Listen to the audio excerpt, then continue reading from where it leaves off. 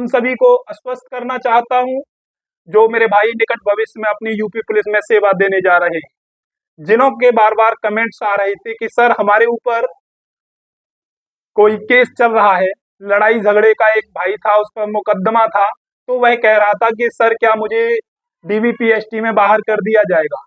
दूसरा कमेंट्स था कि सर इस बार मेरिट कितनी आगे और बढ़ेगी, और तीसरा कमेंट था कि सर हमको अब क्या करना चाहिए, हमारा फिजिकल जो था, एक भाई का कमेंट था कि सर मेरे फिजिकल में जो है 27 मिनट में मेरा फिजिकल कंप्लीट हो रहा है। तो आपका सबसे पहला आंसर मेरे भाई, जिन भाइयों का फिजिकल 27 मिनट आ रहा है उनसे कहना चाहूंगा कम से कम 6 से 7 किलोमीटर रनिंग कीजिए। कम से कम अगर 5 किलोमीटर की तैयारी करनी है तो आपको 6 से 7 किलोमीटर डेली रनिंग करनी है। उसके बाद एक दिन 6-7 किलोमीटर जाएंगे, दूसरे दिन 3 किलोमीटर जाना है, फिर आपको तीसरे दिन 5 किलोमीटर जाना है। ऐसे ही 3 दूरी 6 दिन का यही रूटीन रहेगा आपका। 7वें दिन आपको ब्रेक करना है। 8वें दिन आपको 5 किलोमीटर 4800 मीटर की रनिंग दौड़ना है। तब आप बताना कि आपका टाइमिंग कितना आया। साथ में आपको खाने के प्रति ध्यान देना है। देसी चना हुए, आपकी सोयाबीन की मींग हुई, आपके मुनक्का हुए, इनको रात में भिगोकर सुबह सुबह जरूर सेवन कीजिए। इससे आपकी सांस में वृद्धि होगी। और जिन भाइयों के पैर दर्द करते हैं, यह भी कमेंट्स था कि सर पैर दर्द करते हैं, देखिए जिन भाइयों के पैर दर्द करते हैं उनके लिए भी बता दूं, आपके लिए रनिंग के बाद जब आपकी सुबह सुबह धूप निकले तो उस समय आपको अपने पैरों की आपको डालडा घी से सिकाई करनी है। सिकाई का मतलब आपको मालिश करनी है डालडा घी से। अगर डालडा घी अवेलेबल नहीं है तो आप तिल के तेल से भी अपनी सिकाई कर सकते हैं, तो आपके पैर दर्द करना बंद कर देंगे। दूसरा एक और उपाय है, जिनके दर्द ज्यादा करते हैं उनके लिए डॉक्टर से सलाह लेनी है, और कैल्शियम सैंडोज नामक जो एक इंजेक्शन आता है, डॉक्टर से जाकर परामर्श के बाद ही कैल्शियम सैंडोज का उपयोग करें, कि आपके पैरों में फिर उसके बाद दर्द नहीं होगा। लेकिन यह इंजेक्शन आपको डॉक्टर की सलाह अनुसार ही लेना है, अपने आप नहीं लगाना है।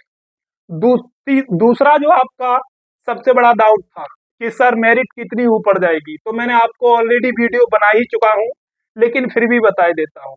कम से कम आपके 6 नंबर होने चाहिए। अगर आपके 6 नंबर हैं तो आपके 70% चांस है आपका फाइनल मेरिट में सेलेक्ट होने का।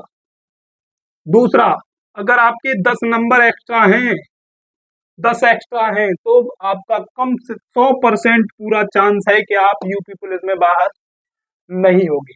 आपके तीनों डाउट क्लियर होते हैं, फिजिकल को लेकर भी और आपकी मेरिट को लेकर भी।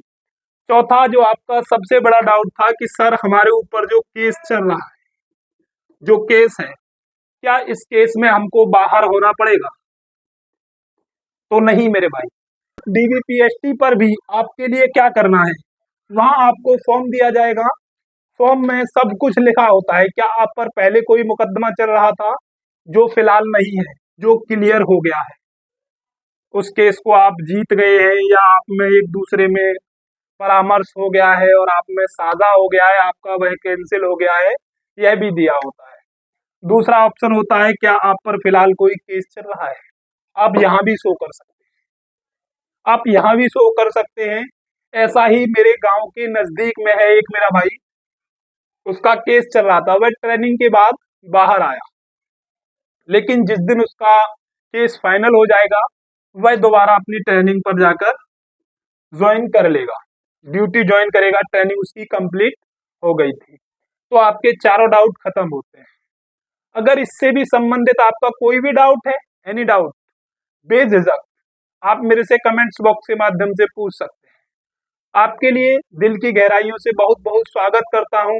आइए अपना यूपी पुलिस परिवार में उसकी आकर के शोभा बढ़ाइए, और सेवा आप जिस समय देंगे, आपको कोई भी ऐसा कृत्य नहीं करना है जो अपनी छवि के लिए धूमिल करता। ऐसा कोई भी काम नहीं करना मेरे दोस्त कि जिससे हमारी वर्दी पर कोई दाग लगे, क्योंकि देखिए हमको सदैव पॉजिटिव सोचना है।